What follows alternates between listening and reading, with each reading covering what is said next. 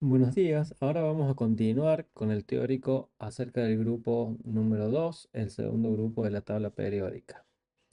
Este grupo es el que se denomina metales alcalino-térreos y comprende los elementos berilio, magnesio, calcio, estroncio, bario y radón, de los cuales el radón, al igual que el francio, presentan características radiactivas, por lo cual se conocen poco sus compuestos y sus características, y no haremos referencia principalmente a este elemento en el siguiente teórico.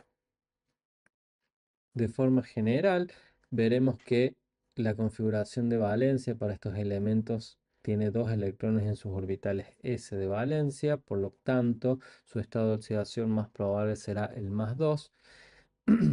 Estos elementos, al igual que los metales alcalinos, tienen características metálicas muy marcadas y el carácter metálico depende del tamaño de ese elemento, y esto se relaciona con la fuerza del enlace metálico dado por esos dos electrones de valencia. Al igual que los elementos del grupo 1, poseen baja energía de ionización y baja afinidad electrónica, por lo cual van a formar cationes fácilmente, en este caso cationes divalentes. También comienzan a observarse algunas características covalentes en los compuestos de berilio y magnesio. Ya veremos por qué solamente de estos dos elementos. Al igual que los elementos del grupo 1, presentan características de reductores fuertes, pero son levemente más débiles que los del grupo 1. También tienen la particularidad de formar hidruros y óxidos básicos. De manera similar al grupo 1, podemos analizar sus propiedades físicas más importantes, como el radio metálico, el radio iónico, las primeras energías de ionización en este caso, sus potenciales estándar de reducción, densidad, punto de fusión, energías de hidratación y energías de sublimación. Las tendencias observadas son similares a las ya vistas, ¿sí? Por ejemplo, podemos ver que los radios atómicos y iónicos disminuyen a medida que, perdón, aumentan a medida que aumenta la cantidad de electrones que posee ese elemento, ¿sí? En forma comparativa con los elementos del grupo 1 y 2, podemos ver además que estos radios, tanto el metálico como el iónico, son menores a los del grupo 1. Y esto es debido a que poseen mayor carga nuclear efectiva. Respecto a las primeras energías de ionización, podemos ver que estas, a medida que bajamos en el grupo, disminuyen, lo cual es la tendencia esperada. Y si comparamos estos valores para los grupos, para los elementos del grupo 2 respecto a los del grupo 1, podemos ver que en todos los casos son mayores, lo cual también está relacionado justamente con el tamaño que tienen estos elementos. Siguiendo con las tendencias, podemos analizar el potencial de reducción de la especie divalente, en donde podemos observar que en todos los casos estos potenciales de reducción son negativos, lo cual indica que son agentes reductores, es decir, que tratar de, van a oxidarse espontáneamente. Y además, si analizamos el valor absoluto de estos potenciales de reducción, vemos que para berilio y magnesio son levemente inferiores que para el resto, y desde el calcio hasta el bario, estos valores son muy similares a los de los metales alcalino-térreos, a los metales alcalinos, perdón. Es decir que al igual que estos, se comportan como agentes reductores fuertes, ¿sí? Salvo el berilio y el magnesio, que serían un poco más débiles como agentes reductores. Otra cosa que podemos analizar son los puntos de fusión, los cuales siguen la tendencia esperada, y si los comparamos también con los de los elementos del grupo 1, veremos que estos son mayores, y esto da cuenta de la fuerza del enlace metálico, que está relacionado con la cantidad de electrones de valencia que poseen estos elementos. Además, podemos analizar la variación de las energías de hidratación, las cuales en todos los casos son negativas, como se espera, son energías, son procesos exotérmicos, la hidratación de los iones. Y lo que sí podemos observar es que estos valores son fuertemente mayores a los observados para los elementos del grupo 1. Y esto es debido tanto a que poseen un radio iónico menor como que también poseen una carga mayor, poseen el doble de la carga. Y recordemos que este delta H de hidratación es directamente proporcional al cuadrado de la carga e inversamente proporcional al tamaño del ion. Entonces, se cumple que las variaciones tanto de la carga como de los radios generan un valor de delta H de hidratación que es mayor en el caso de los elementos del grupo 2. Aquí analizamos entonces algunas de las características físicas más importantes de los elementos de este grupo, ¿sí? Todos ellos son metálicos, ¿sí? Son metales bastante blandos que tienen un color blancuzco, plateado, lustroso, característico. Aquí hay algunas imágenes que muestran fotografías de estos elementos. Son levemente más duros que los alcalinos y esto está relacionado con que el enlace metálico es más fuerte porque tenemos un electrón más en la capa de valencia que participa en ese enlace. Son bastante maleables y dúctiles, son buenos conductores térmicos y eléctricos y tal como se muestra en esta tabla, poseen puntos de fusión más elevados que los puntos de fusión de los elementos del grupo 1, ¿sí? Tal como mencioné anteriormente, y esto tiene que ver justamente con la fuerza del enlace metálico en cada uno de los casos. Como otras características generales de este grupo, podemos decir que son bastante reactivos y no existen como metales en la naturaleza, sino que se los encuentra al igual que los metales alcalinos como formando sales principalmente u óxidos, aunque estos son un poco menos reactivos que los metales alcalinos. Pueden obtenerse en su estado de oxidación cero, o sea, como metales en sí, a partir de la electrólisis de sus sales, ¿sí? Pero acá tenemos que tener en cuenta que dependiendo del tamaño de los cationes, estas sales de las que podemos partir son menos insolubles. Vamos a analizar esto dentro de un rato. También se observa que la reactividad de los elementos aumenta a medida que descienden en el grupo, pero en todos los casos son menos electropositivos que los del grupo 1. En su mayoría forman compuestos iónicos, a excepción de los compuestos de berilio, que vamos a ver qué particularidades tienen, ¿sí? No serán iónicos, sino que serán con un carácter covalente más marcado. También, al igual que los del grupo 1, dijimos que son agentes reductores, es decir, que se oxidan fácilmente, y poseen baja energía de ionización a medida que se descienden en el grupo, cosa que ya hemos remarcado al analizar la tabla anterior.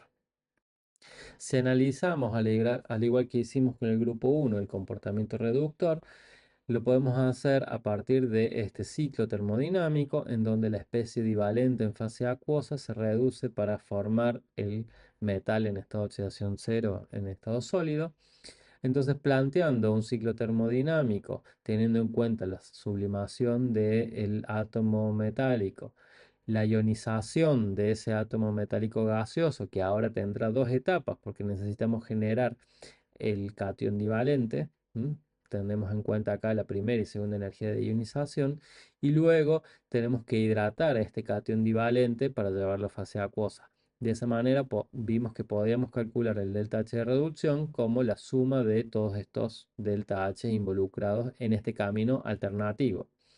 Teniendo en cuenta que el delta H de hidratación depende directamente del cuadrado de la carga e inversamente del tamaño de ese anión, podemos ver o podemos presuponer que este término de delta H de hidratación va a ser mayor a medida que subimos en el grupo. Es decir, el delta H de hidratación del berilio será mayor que el del bario. Y a su vez será mayor el del berilio que el del litio. Y eso tiene que ver justamente con que posee el doble de carga ese catión y además su tamaño es menor. Por otra parte, vimos que las energías de ionización también son, la primera principalmente era mayor que la energía de ionización de, de los elementos del grupo 1 y eso estaba relacionado con la carga nuclear efectiva de esos electrones de valencia. Y además ahora tenemos involucrados dos etapas de ionización porque necesitamos generar el catión divalente. Entonces, este término de ionización va a ser mucho más grande que el que tenemos que considerar para los elementos del grupo 1. Al igual, podemos ver en la tabla anterior de que los delta H de sublimación eran bastante más grandes que los del grupo 1, lo cual también hace que la sumatoria global para poder calcular el delta H de reducción nos dé valores más grandes que para el caso del grupo 1. Analizando los potenciales estándares de reducción para los elementos del grupo 2, podemos ver que desde calcio hasta bario, los potenciales son similares a los obtenidos para el grupo 1. Y eso tendrá que ver en que en el cálculo de este delta H de reducción se compensan, ¿sí?, de manera similar a lo que vimos para el grupo 1, todos estos términos en la sumatoria. ¿Mm? Caso contrario, lo que se observa es que para el berilio hay una gran disminución del potencial estándar, ¿sí? Disminución en valor absoluto, y eso lo podemos relacionar con que este elemento es el más pequeño del grupo y en consecuencia su delta H de hidratación va a ser mucho más grande y va a pesar mucho más que los otros términos en esta sumatoria. De todas formas, en todos los casos, para todos los elementos de este grupo, podemos concluir de que son agentes reductores fuertes. Siguiendo con las características principales de los elementos de este grupo, en comparación con los del grupo 1, podemos decir que al generar cationes que son más cargados que los alcalinos, los compuestos que van a generar van a tener un mayor carácter covalente. Y este carácter covalente va a ser bien marcado, tal como dije anteriormente, para el caso del berilio y del magnesio, que son los elementos más pequeños del grupo. Es decir, que el carácter iónico de los compuestos que se van a generar va a aumentar al bajar en el grupo. Y esto está relacionado principalmente con el radio iónico que va aumentando a medida que aumenta el número atómico. Además, estas características iónicas o covalentes que pueden llegar a tener estos compuestos van a ser los que van a determinar la solubilidad tanto de sus hidróxidos, de sus sales, sus haluros, y además esta solubilidad va a depender del tamaño de los iones, ¿sí? Porque como vimos anteriormente, la solubilidad depende no solamente de la energía reticular de ese sólido cristalino, sino que también depende de la energía de hidratación de esos iones. Entonces, en la compensación de esos dos términos, tenemos que tener en cuenta cómo varían los radios tanto del catión y del anión para poder explicar las solubilidades observadas, ¿sí? El berilio, al ser el elemento más pequeño del grupo, cuando se ioniza para generar el catión berilio más 2, pierde sus dos electrones de valencia. Este catión que se genera es el más pequeño del grupo, ¿sí? Y por ser el más pequeño y tener una carga muy grande, una carga más 2, va a ser un catión muy polarizante. Es decir que, dependiendo del tamaño del anión con el que va a formar un compuesto, ¿sí?, es probable de que ese anión sea más grande. Entonces puede llegar a sufrir polarización de su nube electrónica debido a la presencia del berilio más 2. Entonces, en consecuencia, uno puede decir o indicar o concluir de que los compuestos de berilio tienen un carácter covalente mucho más marcado que los del resto del grupo. Es lo que venimos diciendo. Y cuando hablamos de compuestos de berilio, estamos hablando tanto de óxidos como de hidruros como de haluros. Una característica interesante de los compuestos de berilio, ¿sí?, sobre todo los haluros, ¿sí?, que tienen fórmula molecular berilio X2, es que todos son ácidos de Lewis. Y eso es consecuencia de que el berilio solamente posee dos electrones de valencia. Es decir, nunca va a cumplir con la regla del octeto y en consecuencia va a ser deficiente en electrones. Entonces, puede actuar como un ácido de Lewis, como un compuesto aceptor de electrones. Bien, Entonces se ha encontrado que como consecuencia de esto, que en fase gaseosa a estos compuestos, a estos haluros, se los puede encontrar como dímeros que tienen una estructura de este tipo, en donde se, se produce una donación de electrones del átomo de cloro de una molécula hacia el berilio de otra molécula que sería del berilio cloro 2 en este caso. ¿Sí? De esta manera se forma lo que se llama un enlace puente cloro, ¿m?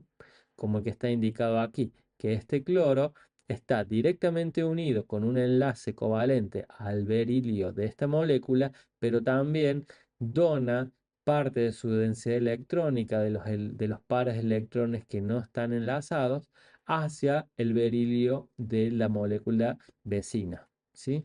Y lo mismo este átomo de cloro hacia este otro átomo de berilio. De esta manera se estabiliza esta estructura de el dímero.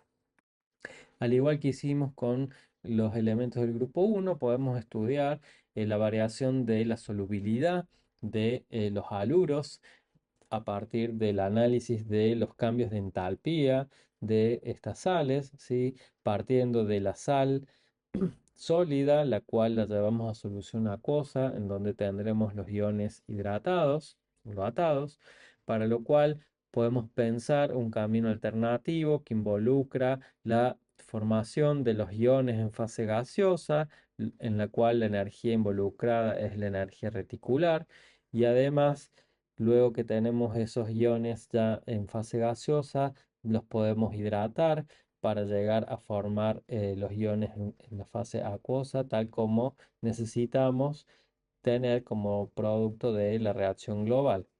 Entonces, considerando este ciclo termodinámico, podemos calcular o analizar los delta H solubilidad y vemos que en este caso las energías reticulares y los delta H de hidratación de los cationes son más grandes que los del grupo 1 y eso es debido justamente a la carga, a que tenemos el doble de carga para el catión, ¿sí?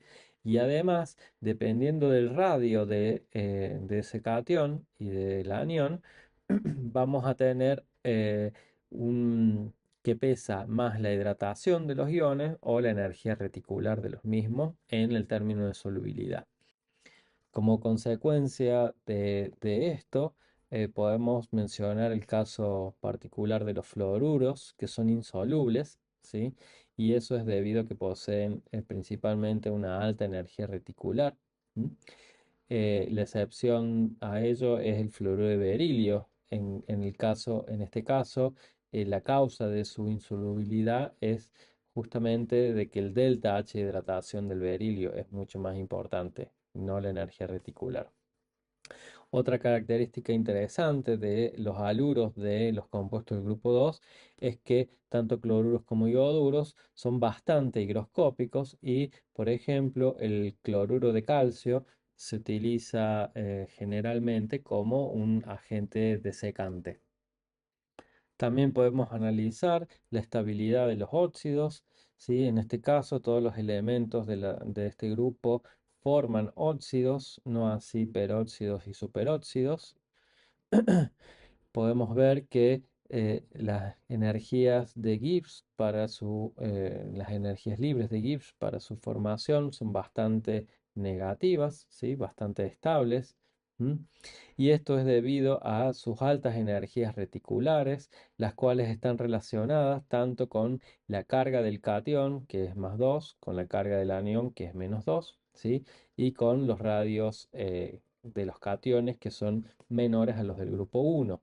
En consecuencia, el- la mayoría de ellos presenta características de enlace iónico fuertes, salvo la del óxido de berilio, que tiene características más covalentes debido a la alta polarizabilidad que tiene el catión berilio +2.